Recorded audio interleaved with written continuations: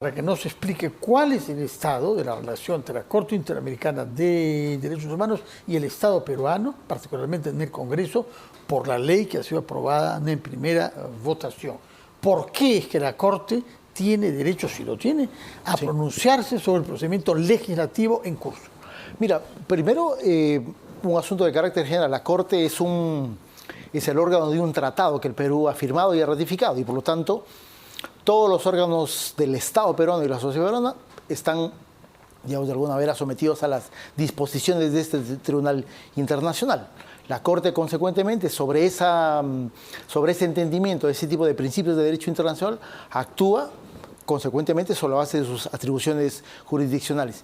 Y en el caso específico de la audiencia que hemos tenido el día de hoy, lo hace porque ha emitido sentencias en los casos de Barros Altos y La Cantuta y en otros casos adicionales que han sido calificados como crímenes de lesa humanidad, y esa es la razón por la cual nosotros, como representantes de la víctima, presentamos un pedido de medidas provisionales. ¿Sobre qué casos es que hay sentencias sobre crímenes de lesa humanidad? Barros Altos, La Cantuta, Terrón de Silva, que es el caso de los desaparecidos en la Universidad Nacional del Centro. ¿Quién los ha calificado como crímenes de lesa humanidad? Mira, ha habido un proceso de calificación tanto a nivel interno, es decir, la Fiscalía, el Poder Judicial, varios casos tienen sentencias condenatorias. Por juzgados peruanos. Por juzgados peruanos. ¿Desde qué año? Estamos hablando del proceso de calificación de crímenes de lesa humanidad, viene desde el año 2006 hasta la fecha. O sea, después de que adherimos al tratado. Sí, después. Ya. Por crímenes del pasado. Ya. ¿No es cierto? Eso es lo que hay que especificar.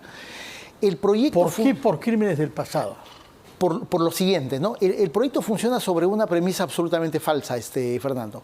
El proyecto dice que los casos de violaciones a los derechos humanos que se han cometido en los años 80 y en los años 90 han sido abiertos a nivel del Ministerio Público y sobre todo del Poder Judicial sobre la base del Estatuto de Roma, que efectivamente es un tratado de derecho... ¿Al cual adherimos el año 3, me parece? El año 2002. ¿Entró en vigencia en 2003? El 2002 entró en vigencia. Ya. Porque entró en vigencia el 2013 la Convención sobre Imprescriptibilidad. Ya. Dice el proyecto, o asume el proyecto, de que los procesos penales en el Perú han sido calificados como crímenes de lesa humanidad sobre la base de las reglas del Estatuto de Roma del año 2002. Ya, eso es falso. Todos los casos que han sido abiertos en investigaciones del Ministerio Público, en procesos penales, todas las acusaciones y sobre todo todas las sentencias condenatorias han sido emitidas y dictadas sobre la base de las reglas de, 1, el Código Penal de 1924, vigente hasta abril del año 91. Pero, ¿qué figura penal había que pudiera asociarse con crimen contra la humanidad? Estamos hablando de homicidios o asesinatos, estamos hablando de lesiones graves, estamos hablando de tortura. Pero esos no son crímenes de lesa humanidad. En sí mismos no lo son. Sí, ¿por qué razón? Porque el sistema de calificación de delitos comunes como crímenes de lesa humanidad que se ha desarrollado en el Perú y que se ha utilizado en otro tipo de tribunales extranjeros e internacionales es el siguiente.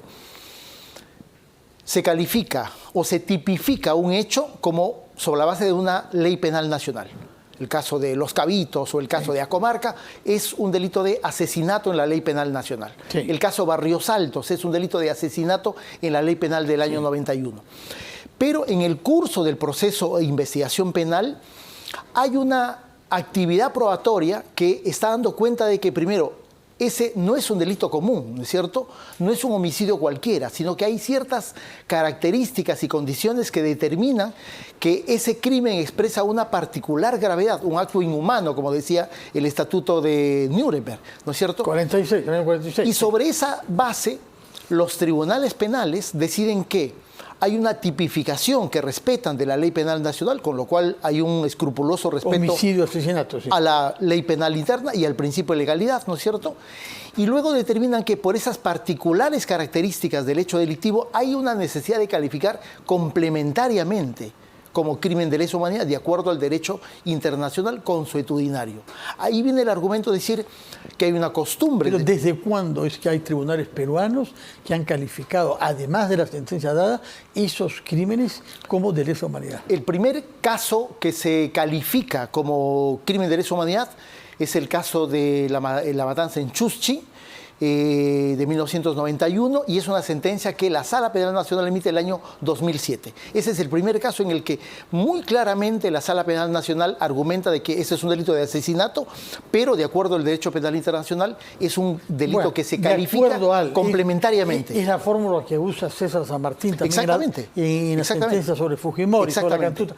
De acuerdo al derecho internacional, estos crímenes, estos cargos corresponden a la definición internacional. Pero cuando él dice eso, claramente está entendiendo que cuando se han cometido estos hechos no había el concepto en el Perú. Es que ahí hay que hacer una diferencia que creo que es lo que lleva a incurrir en muchos errores, ¿no?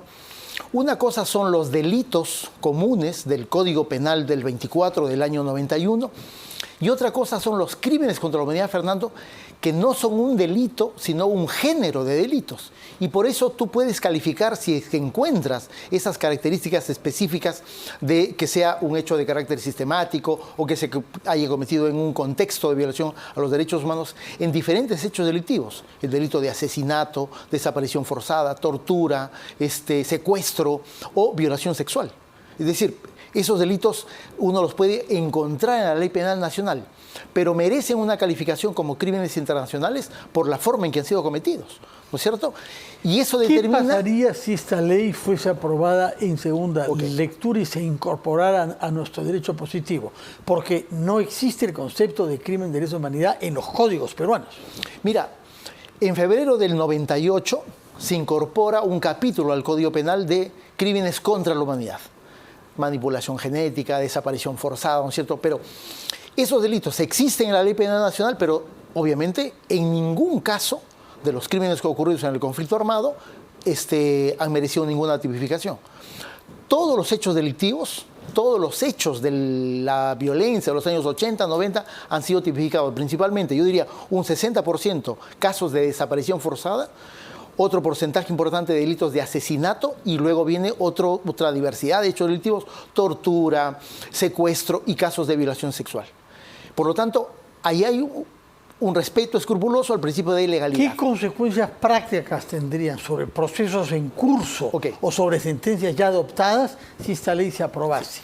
De hecho, la redacción del proyecto plantea que su objetivo evidente es afectar a esta treintena de casos que tienen sentencia confirmada por la Corte Suprema y que en su momento el Poder Judicial calificó como crímenes de lesa humanidad. Hay aproximadamente unos 30 casos.